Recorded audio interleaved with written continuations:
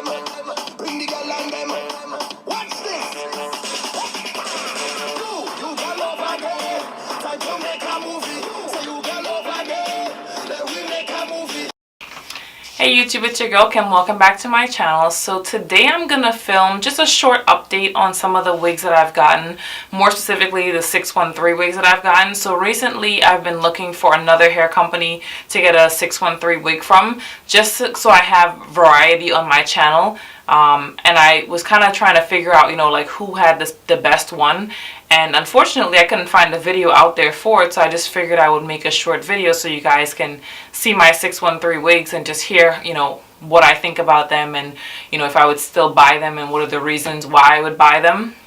So the one that I have on my head is the Yolissa's 613 Yolissa's hair. I hear a lot about them. Well, I heard a lot about them on YouTube, and I ended up buying this wig. Now, in terms of value and what you're getting for your money, I definitely think that this one is the best, and I'll let you guys know why. So this wig came in 180% density.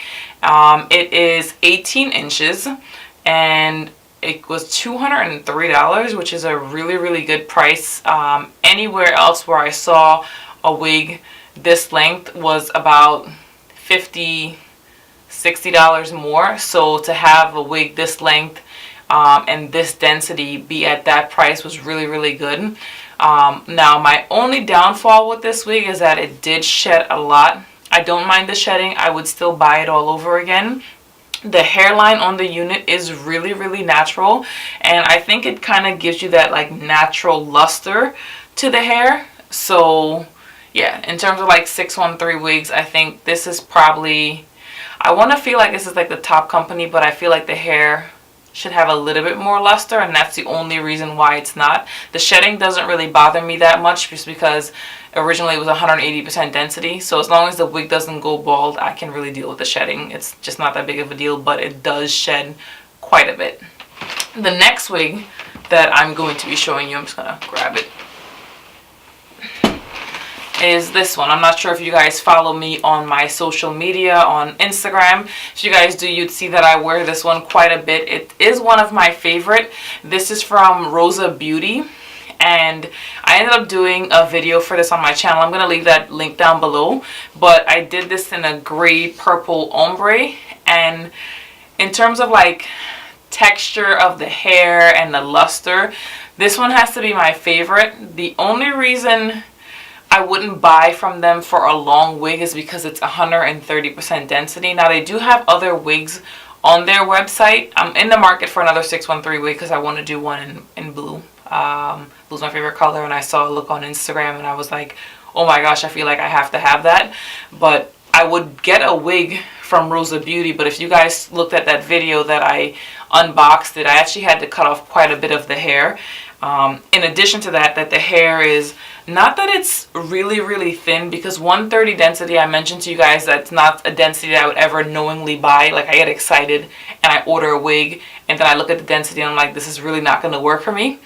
The only reason I wouldn't buy 130 density is because I feel at times it kind of looks a little empty in the front, but this luster is my favorite luster out of all of my 613 wigs. So I like it for that. I just wish they offered this particular wig in a higher density. If they did, this would definitely be my go-to wig company. In addition to that, if it was thick all the way through, like my Yolissa's hair wig was thick all the way through, like I literally didn't cut this. I bought this with the intention that I'm buying it longer because I'm going to end up having to cut it, just because typically hair companies would have it really thick at the top and then really thin at the bottom, like this one was when I first got it, but it wasn't. So that's the other reason why I like the Yolissa's hair wig. It's like it's thick from root to tip.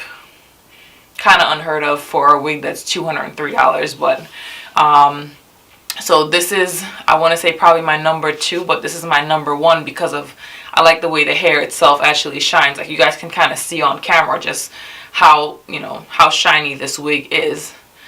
And the next wig that I have, this was pretty much like the first wig that I did on my channel for you guys, and this is my Adcolo wig, and I like this one The hair is really soft. Is it softer than this? No, I think the texture is just as soft as this one, as the one that's on my head. But I'm not sure where this wig like really sits for me. It was really thin in the front.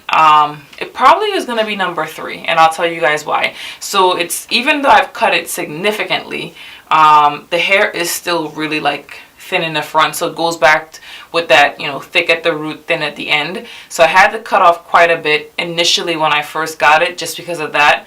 And then I ended up cutting it some more, because what would happen is when I would wear this out, the slightest bit of moisture or humidity in the air would change the texture of the hair, which is fine because that's what would happen with regular hair, so why wouldn't it happen with extensions? However, what would then happen is that if the hair was sitting on my shoulder like this, it would adopt that shape. So instead of the hair then falling straight, it would just fall like this. I haven't worn this one out to see if it's going to do the same thing, because it kind of has the same texture as the Rosabeauty. Not the Rosabeauty, I'm getting confused, as my Adcolo wig. But yes, it kind of has that same texture to it, so I hope that doesn't happen, but that's the reason why this is 3rd. So I would say my Rosabeauty 613 is number 1. This Yolissa's hair is number 2, just because of the amount of hair that you get, the length that you get for the value, and then my Adcolo wig is number 3. Honestly, if I had bought this wig first, this might have been the hair company that I would have stuck with, but I probably still would have branched out, just because I want to have variety. I don't want to seem like I'm just sticking with one hair company, so I'm in the market for another hair company that does 613 wigs at a reasonable price. When I say reasonable, I don't want to spend more than about $250, just because the color that I get it in is not the color that it is staying in. So that's just where I'm at with it. So thanks for watching. Don't forget to like, comment, and subscribe if you guys are not already doing so. And stay tuned for more content coming soon.